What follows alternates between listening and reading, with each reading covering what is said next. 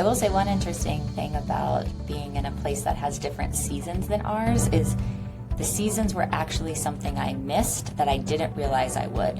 Yeah. Most of the year in the valley, there is a rainy season, but most of the year it's like 70 and sunny, except for the few months of rain. It's great. So the temperature-wise, I was like, oh, it's going to be great, And what I found, though, and it was beautiful. Something was always in bloom. We always had flowers 24/7, year-round. 365. And it was beautiful. And I also really missed fall. I missed winter, even though I'm not a huge winter person. I missed having Skiing is great. snow around Christmas time. It didn't really feel like the holidays because it was warm. Hello and welcome to Married and Magnetic, the place for entrepreneurial couples who want to stay happily married.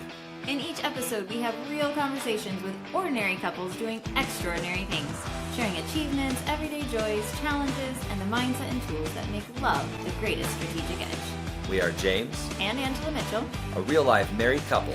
She's a counselor, and he's a coach, parents to 3 kids, and co-founders of Love Intentionally. We've ridden the highs and lows. of building businesses while working hard to stay happily married. We've lived it, done the work, Got the t-shirt. and are here to help you do the same. This is Married and Magnetic, where love, business, and growth collide. Let's dive in, y'all. What's up, y'all? Or dare I say, hello, loves. Welcome to another episode of Married and Magnetic. This is one of the special ones with just Angela and I. I guess they're all Yeah, I special. was going to say they're all special. They're all special. And this one is telling our story. We are now on part 3 of 4, and what might have started out as part 1, 2, and 3 has now naturally found its way into 4, because the year abroad has a lot to talk about. And so we're talking about that. And the reason we're talking about that is because it was challenging and it was awesome, and most of the great things in life are. And so as you get to hear the story, we're really inviting you to be inspired and to feel some courage to step into that thing you're doing, whether it's your own year abroad or whatever that looks like for you, some travel, stepping into a new business, stepping out of an old business, just really finding some common thread here in the stories that married entrepreneurs get to have. So with that, let's dive into episode version 3. Tres. All right. So where we left off last time is we had basically talked about our first 6 months, which I would say the first 3 months were the hardest. And just the getting settled, everybody sure. learning the language, getting our feet on the ground, getting our nervous systems to unwind. And then we had basically 3 months of visitors, which was really fun. And as we talked about at the end of last episode, also kind of a lot. And then I feel like the second 6 months, which we're going to talk about today, is really where a lot of, not that there wasn't magic in the first half, was a lot of moments of magic, but there was more space for magic, which was my mantra for last year, leaving space for magic. And we did that. I feel like it had a lot of magic and space for magic in that second half. So we're going to dive into that today. The entire second half, as we designed it, was to be space for magic. And so we really intended to live in that space of the Sacred Valley for the first 6 months. And then the second 6 months, we left it open to begin with before we had arrived there. We said, we're going to figure out what we want to do. Maybe we want to travel South America. Maybe we want to find another spot to locate in. Maybe we want to just travel around Peru. And what was really fun is as we were talking with our girls about what they wanted to do, it was around Thanksgiving, we had this conversation as we were like, okay, we're going to leave the valley. And they're like, well, we want to come back. We want to go to school. Yeah. So to back up just a second. So because it was South America, and not just South America, but south of the equator, South America, their school system or their school year is different than ours, right? Their summer is January, February.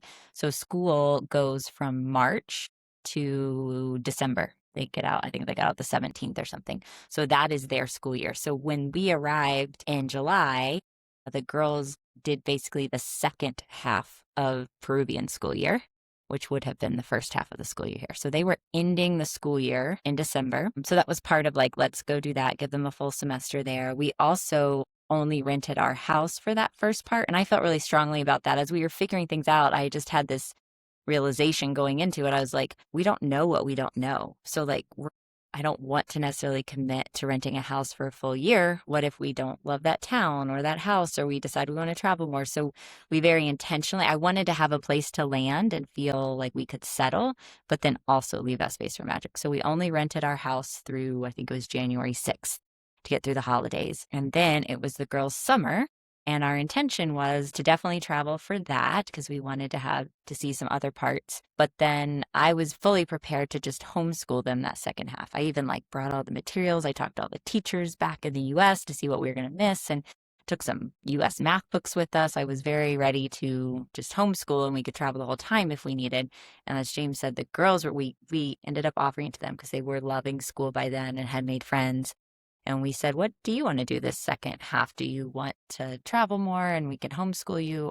And when I say we, me. It was her. I was doing the special, so I was the PE teacher in music. That was great. That was where the girls were like, Dad, that's your lane too. Right, yeah. So they did not want him teaching math for some reason. I don't know why. And they were the ones who, like James said, we want to go back to school. We want to come back to the Valley and go back to school. And by that time, we were settled in the Valley as well and wanting to come back and spend more time in the Valley. And so that's what we did. So we decided to travel for a little over 2 months and then to come back before school started, the second week of March or something, so that they could start school with their friends in March. Yeah. I will say the math books were extremely heavy. So we definitely dedicated a lot of poundage to that in the small amount of stuff that we got to take. By the way, we took way too much stuff. We each had 2 bags that we checked in our carry-ons, and we could have definitely gotten away with getting rid of at least a quarter of stuff. We would send stuff home with our guests as they would go back. Like, we don't need this. And plus, we were making space for all the cool stuff we were finding in Peru. So I think part of that, while you're on that, is that life was just simpler there. And I think we realized, we had good friends, shout out to our Kiwi friends from New Zealand, that they were nomadic when we met them. They ended up settling down in the Valley for a while for most of the year we were there. But prior to that, they've been nomadic and they each had 1 backpack.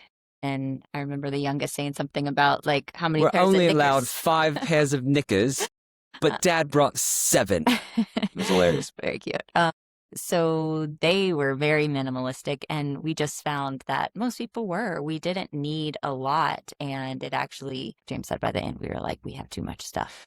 Yeah, absolutely. So bring less stuff than you think you need. And it was crazy because we took our whole house and then we brought it down to 2 bags, which we thought was such a small minimalistic amount, but we learned that even that was too much. So that was fun. And also the girls loved getting 2 summers. So they had a summer in the United States and we had that. And then they get to Peru as about half summer. And then they get another summer a few months later. So that was a really fun part about crossing the equator in terms of this travel. I will say one interesting thing about being in a place that has different seasons than ours is the seasons were actually something I missed that I didn't realize I would. Most of the year in the Valley, there is a rainy season, but most of the year it's 70 and sunny, except for the few months of rain. It's great. So the temperature wise, I was like, oh, it's going to be great. And what I found though, and it was beautiful. Something was always abloom. We always had flowers 24/7, 365. And it was beautiful. And I also really missed fall. I missed winter, even though I'm not a huge winter person. I missed having Skiing is snow great. around Christmas time. It didn't really feel like the holidays because it was warm. So just a couple little nuances that we got. And so there we are.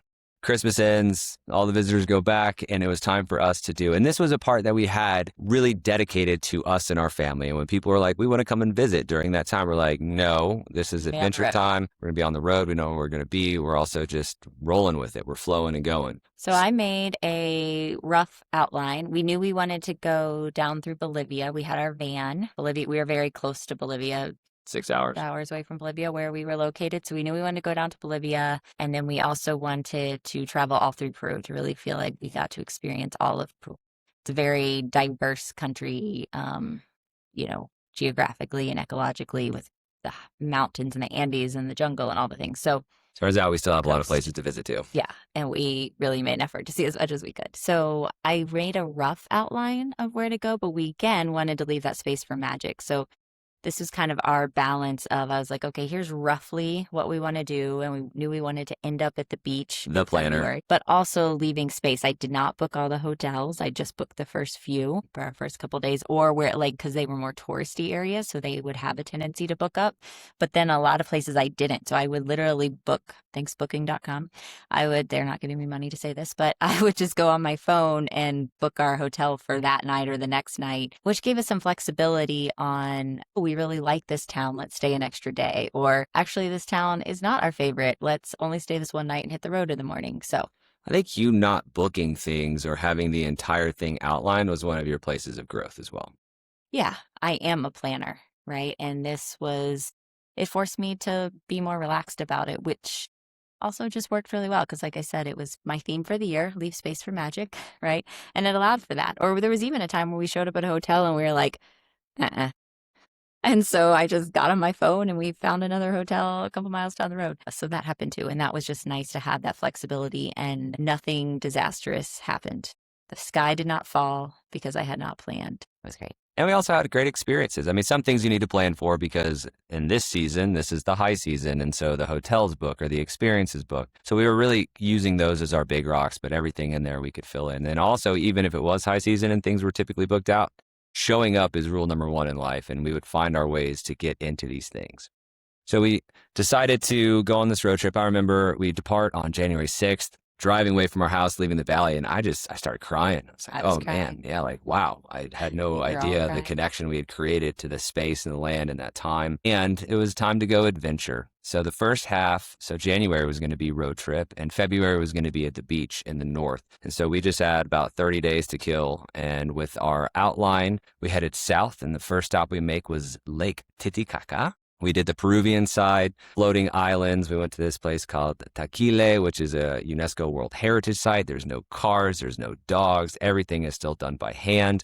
Lake Titicaca is at like over 11,000 feet, and it is the largest navigable lake in the world. And so that was a really fun spot. The floating islands, they put them on reeds, and we did a homestay and just got to experience life like that. Which I would highly recommend, especially Lake Titicaca, but other places as well. Like homestays are great because it's just different than staying in a hotel. And that was a huge benefit. We actually stayed on a floating island, like on the floating reed blocks with a family. That was great. So we got a couple days there. And then we drove around the lake and went to the Bolivian side of Lake Titicaca to Copacabana. And we found the coolest hotel there called Las Olas. All of their rooms are unique and special, shaped like shells or animals. It was kind of like Dr. Seuss, yeah, looking sure. very with cool. Great views of the water, and so that was great. They wouldn't book in advance; they didn't do booking because they didn't want to pay the fees. And so, like, just reaching out, they were like, "Angel's like, they're full," and I was like, "Hold on a minute, let me check." And so we got to stay there for a couple of nights.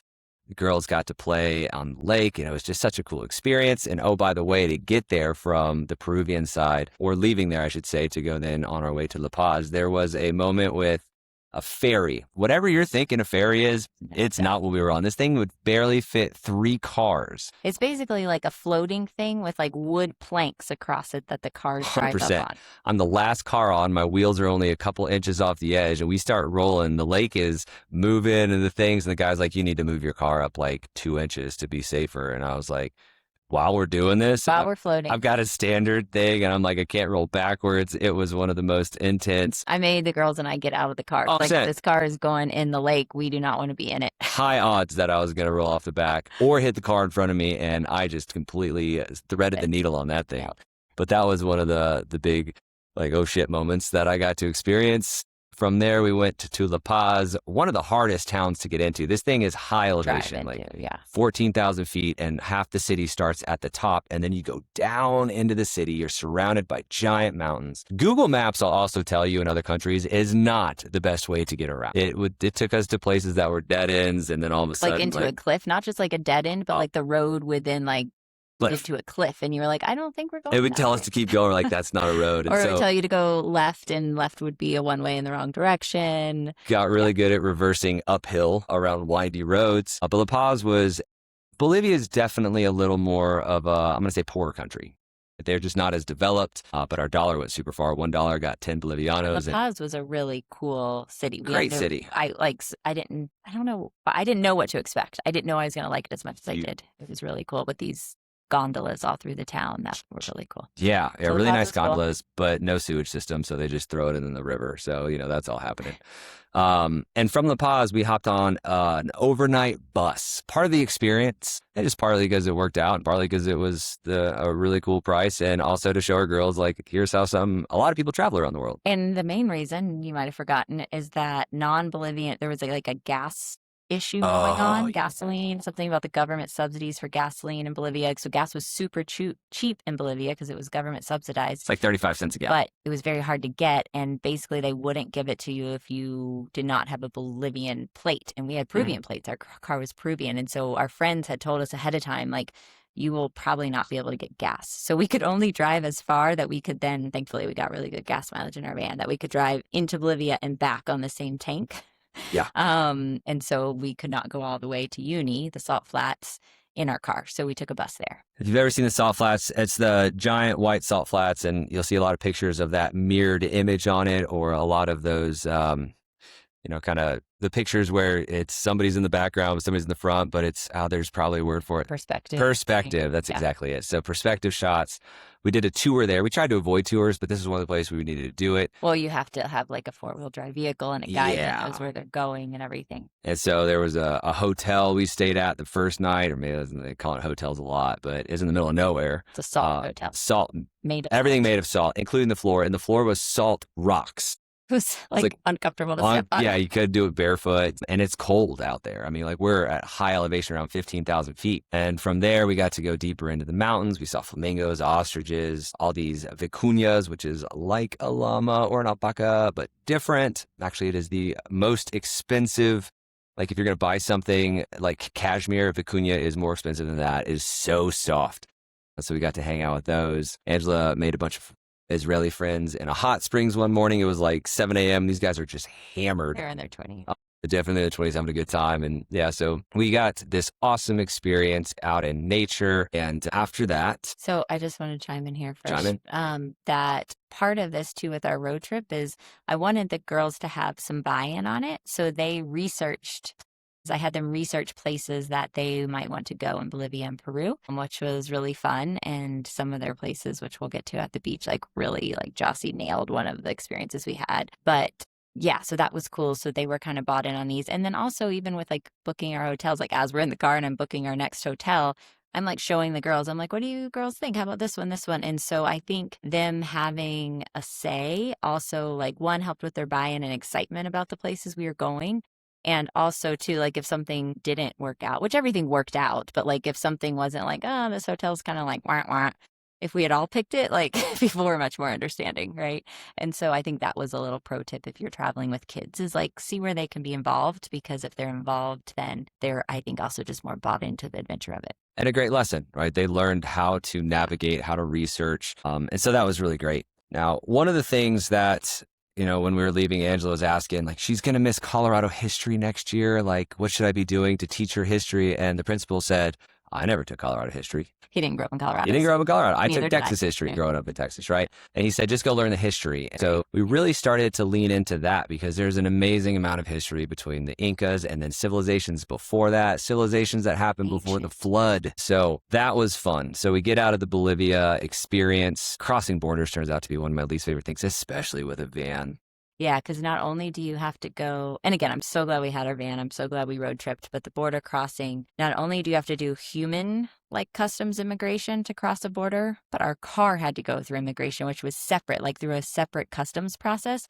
So we often had to stop at 4 spots on a border crossing because you went to Bolivian human immigration and Bolivian customs for the car, and then you cross over and you have to go to Peruvian immigration for the humans and the Peruvian customs for the car. So it's like hours. 4 offices we literally had to visit. An hour per each And, office. But yeah, all part of the experience and just kind of just allowing, just flowing with it. Like, well, we can't control this, so let's just hang out. Let's grab a snack. So we just always had lots of snacks in the van. So Bolivia was an amazing experience. We were down there for a couple weeks and then started working our way back up north.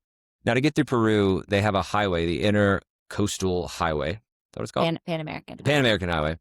And that's really easy to go up and down, right? You've got not a lot of stops. The speed limit's really nice. It's not windy. Going east and west always took 7 times as long. So we start working our way up, and then we're just hitting every single archaeological site that we could get our access to because we're just right there. Yeah. So one of the cool things that I did not know before this, but there's a remnants of a civilization in Peru, Caral, that was around the same time as like Mesopotamia. So it's the like most ancient like remnants of civilization in the world alongside Mesopotamia. So that was pretty cool. And we got to visit there, although it was blazing hot. We in didn't the take our desert. time there. There's Oh my God. no sun cover. But the coolest thing about that is on the way there. And what was really fun about being on this road trip is that, especially what we noticed is that if we saw somebody selling mangoes, then we could expect to see 2 or 3 or 4 more little stands selling mangoes because that was where they existed. 420. Right. And so we would just stop and grab them in those places, support those families. They're just like, please take these, whatever Selling the fruit on the was. side of the road. And Yeah. when we got to Corral, they had a ton of watermelons. Girls still make fun of me for this because I was like in the hottest desert ever. I'm like, I just need some of that watermelon I was seeing on the way in. So we had a watermelon literally rolling around the floor of our van for days to week. It's not really a good car snack food. No. It's very hard to eat a watermelon and cut one in the car while you're driving. Perfect. So when we it got just there. rolled around the floor for days. And me and the girls were like, why do we have this watermelon rolling around? And then we 'Cause- got to the beach And everybody understood. and everybody got it. Watermelon Everybody got it. that we And bought for $1 on the side of the road. yeah. And they were like $6 at the beach. So I was like, should have bought more. So yeah, so I think this was one of the situations where we did have to do a little planning in that it was rainy season in the mountains of Peru when we were driving. So we did avoid some of the mountain roads because there you can be prone to landslides. That was the one consideration and why we chose the route we chose to get up to the northern part of Peru. But it was also the route on which we got to see, like James said, tons of the archaeological sites. And the girls really just like leaned. I was kind of surprised, like totally leaned into the history of it and wanted to learn. And they're reading signs. And by then their Spanish is really good, so they can even read the signs in the places that didn't have English translation. And that was really cool. And a lot of folks ask us, why Peru? And one of the main reasons was food. I don't know if you've noticed this, but Peru is winning awards all over the world for That's South American food is what most people and it's just proliferating. 1, their food is dialed in, and 2, their presentation is second to none. Everything they serve you, no matter where you're at, looks delicious. They put little flowers on it. Everything's edible. And there's really 3 different types of food based on the region of Peru, right? So we were in the Andes and the Sacred Valley. And so there's Andean food and what's kind of local to the mountains there. Then there's coastal food, which is, a lot of the ceviche. Love ceviche. Oh, If you man, can have we ate Peruvian ceviche. Every like, stop. amazing. Brooklyn didn't like fish before we went and ended up because of ceviche. Now she likes fish. And then there's the jungle food or the rainforest area. So there's also 3 different kind of distinct types of Peruvian food based on where you're at. So we really got to lean into that. And we got to experience a carnival down in Peru, in the city there that has the largest carnival experience of all of Peru. Cajamarca. Marca. And we kind of came along that, like the timing of it. That was we the space for magic. Yep. We ended up being in Cajamarca because I heard it was a cool town. Julie asked if you're listening to this. She Stay lived there fast. for a while and said it was really cool. So we decided to do a little out of our way on our way to the beach to go there, and just happened to be, we didn't even know, at the same time that they had their big carnival celebration, the largest in Peru. So we got to do a parade and everyone's singing and dancing in the streets and soaking each other with water. Huge water fight. All the kids have water balloons and water guns. We might have been slightly targeted as gringos. Definitely targeted. We were the only gringos there, for the record. I did not see other white tourists, but it was all in good fun. They were like, there's gringos. Got to keep your head on a swivel in those places. I saw a balloon coming straight for the kids and Angela, and I was able to swat it out, and I was like, yeah. And then we ended up buying some, it was like a caramel apple situation from a street vendor, and everybody was leaving us alone. But the second we were done and that lady walked away, another balloon just came in. I took my head off the swivel, and it hit Angela in the head, and then ricocheted off of that and got Jossie in the face. Angela's glasses are flying off everywhere, and it was just That part was less fun. But yeah, so they're like, we got to get out of here. And I just turned around and I was very tempted to be angry and protective, but I just saluted whoever threw that because that was such a great shot. Yeah. And it was all meant all in good fun. Yeah, all in good fun. So that was really fun to just experience a very local. I really loved when we came across, I loved events where we were the only tourists, because I felt like we just got to have, it's just a different experience. There are places that are very touristy and that even cater to tourists, right? And so the people selling things on the street are catering to tourists, and the guides are all catering to tourists. And I love being in places where that wasn't a thing. And I felt like we could experience more authentic Peruvian culture that would have been happening without us there. And I really loved that. And I felt like our experience in Cajamarca was that. So the street vendors are selling food that Peruvians want to eat, not necessarily foods geared toward American tourists. So that was great. And We also, one of the cool things that we would start doing is we would start seeing people on the side of the road making their yarn. They make all their yarn from scratch. From alpaca. Like yeah. And we would ask them, like, what do you have? And they would take us into their homes or into wherever their community spaces were. And then like we'd walk in and everybody would look up and be like, who are these gringos in here? Hi, like, what's going on? And as soon as they figured out that we were curious to see like what they made. Yeah. And those made some of the best souvenirs and some of the best memories for us too. And so getting out of the markets and the touristy places, just asking people like, what do you got? And that was a really fun thing to do. So that concludes the part of our road trip. And on that, we ended up at this wonderful beach community, Ichaito, which is south of Mancora. Mancora is a surf town. This whole part of Peru is a surfing area. There's a cold water current that comes up from the Antarctic and then a warm water current that comes down, and it really meets right in this place. And so when we were surfing, we were in the warm water most of the time, but if we drove for about 20 kilometers, we would be back in the cold water. So it was this really great, cool place. And we also had some of our best friends. This was their family compound that they've had since the 90s with a handful of houses and little cabanas on there. And so we were able to get one of those. Yeah, it was a few family friends that had like bought this land together. 3 women actually that bought this land back in the 90s. And then, so now all of their kids and grandkids and stuff still come. And so it was great. I think there were 7 houses on the property right on the beach. And most of the time there was a little girl gang of 8 girls, including ours, between the ages of like 8 and 12. And so that was super fun because they just ran around all the time together and picked fruit off the trees and made us snacks with tamarindos. And they would go in the ocean as long as their rules, they had to have an adult if they were going in the ocean because it's very wavy. Yeah. And then they had a pool and then they had shade. They read a book. And I mean, they just free range children on this property. And it was so great. Yeah. We realized also we're mountain people. This was the longest any of us had ever spent at the beach. We'd probably done weeks, as kids or with our family, like doing spring breaks. But to spend a month there, our bodies were like, what are you doing to us? What's happening? We all got like swimmer's ear infections. Ear infections, heat rashes, the sand in the toes. I had like the wrong flip-flops. So, I mean, we just had to get re-outfitted for the beach. But I got to turn into a surfer. Turns out I love that.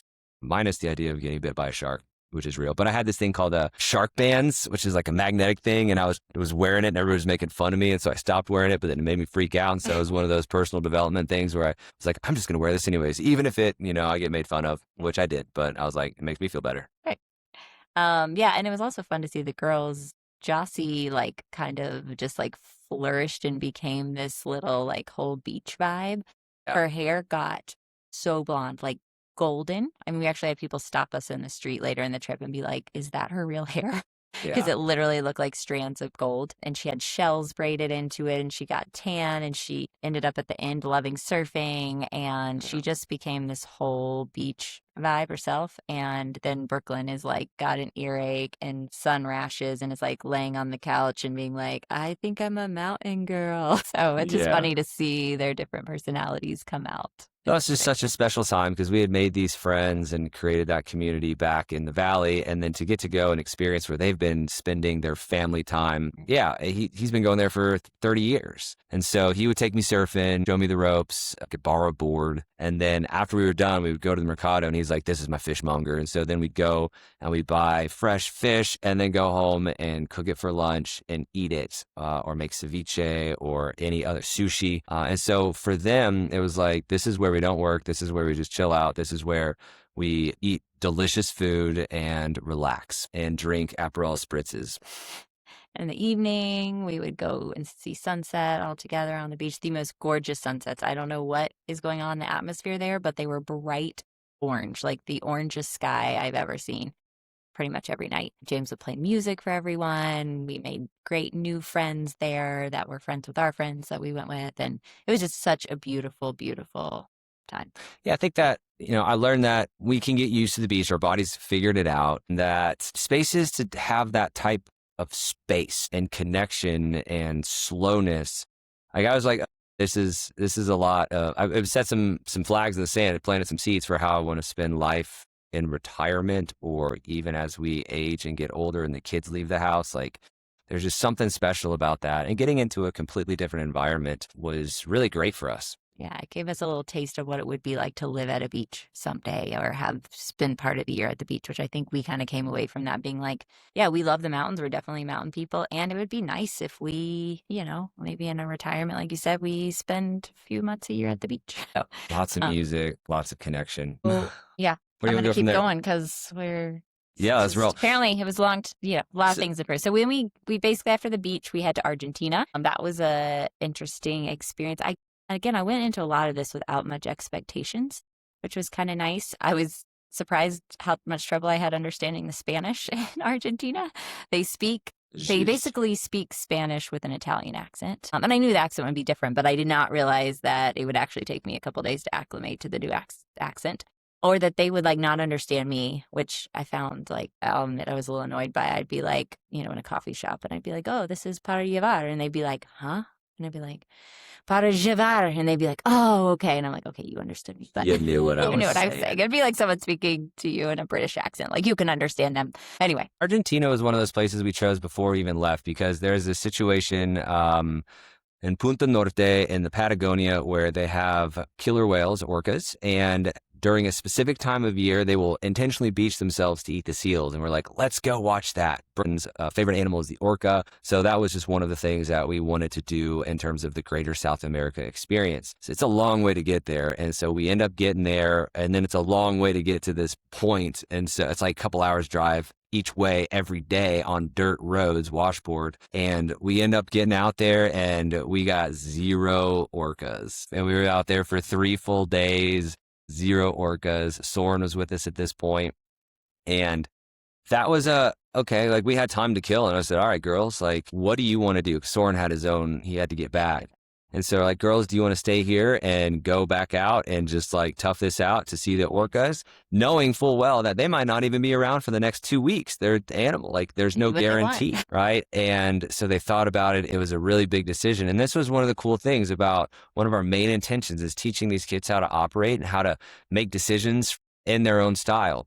Brooklyn is a gut decision maker. Give her a yes, no question, and she's going to feel into it real fast. Jossie needs an invitation and some time to sit on it. So we were really giving them the opportunity to figure out how to make the right decisions for them. And both of them came to the same conclusion. No, let's go back. Bubba's going to be, we're going to Buenos Aires and we're going to be there a few days. Bubba's got a couple of days there. We'll continue to spend time with him. Sad to go. We didn't get it. Maybe we'll come back some point in our lives, but like, let's go back. And they got the greatest reward for making that decision. So we show up in Buenos Aires and, not just going to do some normal sightseeing things for a few days. And Soren's heading out from there to the U.S. And we get there and like the second day we're there, we're driving in the car and I see a billboard on the side of the road that says Shakira, who is like our family, well, me and the girls for sure, like one of our favorite artists of all time. My girls grew up on Shakira. That's what we play for dance parties in our house since they were little. And she is performing in Buenos Aires that weekend. And so I jump on my phone, I find tickets. They're secondhand by that time, but still more affordable than they would be in the US, even buying them off of that secondhand market. And I basically passed my phone to James, show him the price and said, do I do it? And he goes, yep. And so I just pulled the trigger, pressed purchase, and we got 4 tickets to Shakira, really up close to the stage. And the girls went. It was their first like real concert, in a big venue with, she had all these outfit changes and the lights. And insert hips don't lie comment. It was amazing. And the girls the whole night, like we'd be at the concert and we're just singing and dancing. And they would just occasionally look over us and go, thank you so much. And it was such a beautiful experience. And as parents, if you are a parent and you've experienced that lack of appreciation and gratitude from kids for all the things that you do, when we were down there, we started to really notice them doing it without prompting. It was just like they really gained an appreciation for the experiences they were having. And Shakira was a pinnacle for that. And it was great. It was actually close enough to the place we were staying. So we got to walk there and walk back. And it was kind of this like reward too. They had like done the hard thing with Patagonia and trying to find the orcas and sitting out there for days and made the tough decision to go ahead and leave. And then I felt like they were rewarded for it. So it was really great. It was super cool. Argentina, great steaks, great wine. That's about it. It's very like, it surprised me how much, if you had plopped me down there and not told me where I was and I opened my eyes and looked, I would have thought I was in Europe. Definitely. So if you're going to South America, and you want like kind of South America, but really Europe, go to Argentina, or at least the big cities. I think Patagonia is, but it was just very different coming. It's much more developed, right? So coming from Peru and Bolivia, it was a very different South American experience that I'm glad we had. So long couple months on the road, and it was time to go back to the valley. School was about to start back up.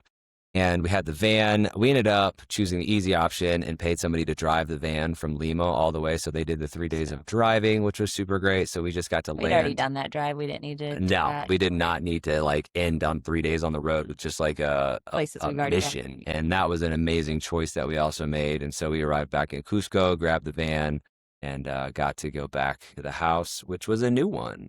Yeah. So we decided to relocate just like 10 minutes down the road to a slightly bigger, more local town called Cauca, which is also where a lot of our friends lived. So that was really nice. It was also more affordable than Huaran, I think, because it is a more local town versus more expats or immigrants that were there. So that was great. We found a beautiful spot. It was thanks to our Kiwi friends had introduced us to this spot because they were staying on one of the bungalows on the same property. We had a great house, great landlord again. Friends were within walking distance. Giant windows staring at the mountain. We could see the moonrise every night. We knew exactly where the moon was. You could walk outside about 6:30 and see the Southern Cross. You could see the Milky Way. Like, come on now. Yeah, it was beautiful. And the property had a gardener that took care of all. I mean, he just took care of the property. It wasn't just a gardener. Yeah. There was a yoga studio. Yeah, it was a separate yoga studio. It was cool. And man, just the amount of hummingbirds and the different varieties of hummingbirds that we would just see all day, every day was just such a cool thing. And so that's a cool thing about Peru that I wasn't really aware of, is just like all the flora and the fauna, and really, really awesome. Yeah. And so I think coming back to the valley, all of us, it was really cool. We all felt like we were coming home. Yeah. Like the valley had, in those first 6 months we were there, really established itself as our home.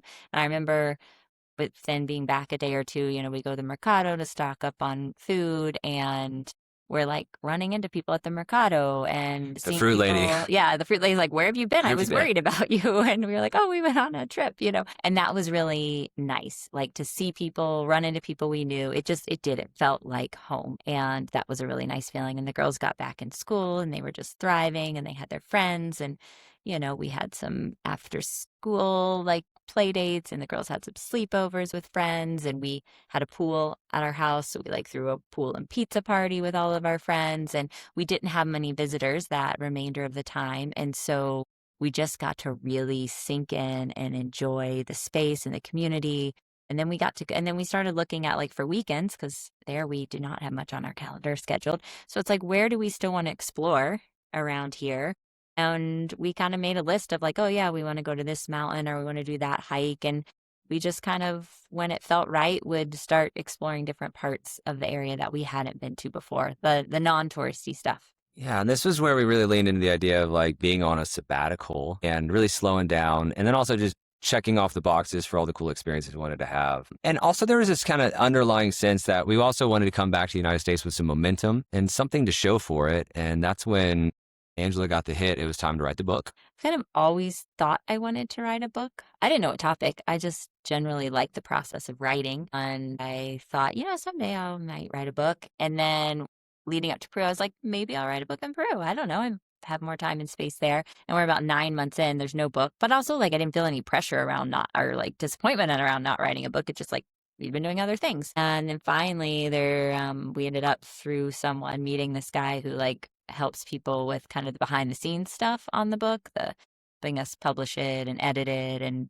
get it in the right format for print and all the things. Shout out Project Icon. Yeah, Project Icon. And they also were the ones that helped us launch our podcast. They kind of just fell into our lap, and it was oh, these people can help with a book and then a podcast when we get back. And those are two things we've been wanting to do. Let's do it. So we spent most of the last 3 months, while the girls are at school, James and I would write, and we got 90% of our book written in those last 3 months in Peru. Huge. And just finished it up when we got back here. One of our friends also was a recording artist, and so he had a recording studio, and so I got to go in there, and I got 4 songs recorded. That felt like a really cool souvenir to walk away with. They're not dropped yet, but they will be soon.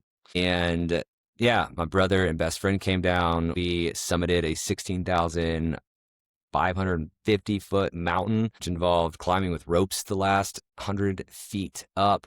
crossed a glacier. That was cool. We took the girls down to Rainbow Mountain, and that was a 16,500-foot adventure. The hike started at 15,000, and the girls crushed it and got to have some of those experiences. We went around to this place called Aswangate, where it's a giant 20,000-foot peak, and it's got glaciers, and then there's a hot springs there. And so we just really got into nature as much as possible and used our feet to guide us around. Yeah, and those were cool experiences. Those big hikes we did at the end at big elevation, the girls would not have been able to do at the beginning or would have complained the entire time. And by then it was kind of like, again, they had built this resiliency. I mean, it also got acclimated to the altitude, which was helpful, but they also just were like, okay, yeah, we can do this. They were a little nervous with the big hikes and the altitude, but they were like, okay, yeah, we can do this. And they did, and they crushed it. They did amazing. It was really fun to see them be able to tackle big things like that. So that was, really wrapping it up very intentionally with checking boxes of experiences we wanted to have, and then also starting to say goodbye to it, right? And really wanting to honor the experience, the relationships, and giving a little bit of it, just transitional energy for ourselves and for the girls, and really starting to set it. We were like, but don't talk about it. We can't talk about it. We're not leaving. We're not talking about it. But we would start to do some ceremonies, and we would start to do some just very, again, processes to help really honor the time and invite in what's next. Yeah. And we also, asked the girls kind of that last month we were there, what things did they want to do again, right? Some of their favorite things. What did they want to make sure to do again before we left? And so or eat lots of. Or some of them which is very food related. I want to make sure to go to this place and have this food another time before we leave. And so we, intentionally did those things. Which helped with that transition back, because if we're done with being in Peru. I don't even energetically want to be done with being in Peru for the podcast. I think that. Yeah. So we're going back this year for the month of July. But effectively, it was time to leave, and that started a slew of the legal process of selling the van, which took like almost 6 weeks longer than necessary. We didn't even sell it by the time we left. It was a bit of a kerfuffle of things. So that was a great place for me to experience my new relationship with frustration. So we started having challenges. It was actually really challenging to leave. So it was hard to sell the van. And when we just say it was challenging, it wasn't all us stuff too. There happened to be a tsunami warning. Yeah. The day we're trying to go to the airport to leave. There was in Lima. There was a strike the day that we were supposed to get to the airport. So we had to arrive 2 days early so we didn't get caught in a strike where they just block the roads with rocks and you can't even do it.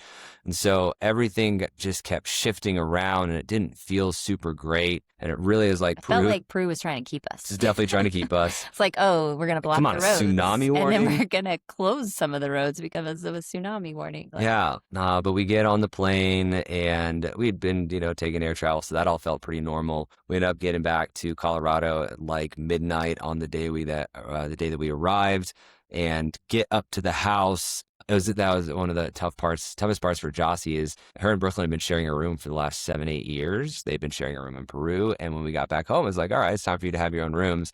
And Brooklyn's like, great, see you later, sis, and goes into her new room by herself. And Jossie's like, yeah. So we're going to wrap this one up. What I will say is that we rented our house out for the year. That ended up being a really great surprise on how that worked out. And we showed up back in the old shell, our old home, after this amazing, life-changing experience, and woke up the next day and I was like, did we even go? Was that a dream? Angela and I got tattoos down there. And so that's the one thing that helps me remember that, yes, we sure as shit did. So we'll talk about our integration back into the U.S. and how that went and what things we did to try to make that as smooth as possible in our final Peru episode next time. Dun, dun, dun. All right. Thanks for listening. Love y'all. Thanks for listening to another episode of Married and Magnetic. Thanks for listening to our story. Thanks for hearing our hearts and bringing yours to the table.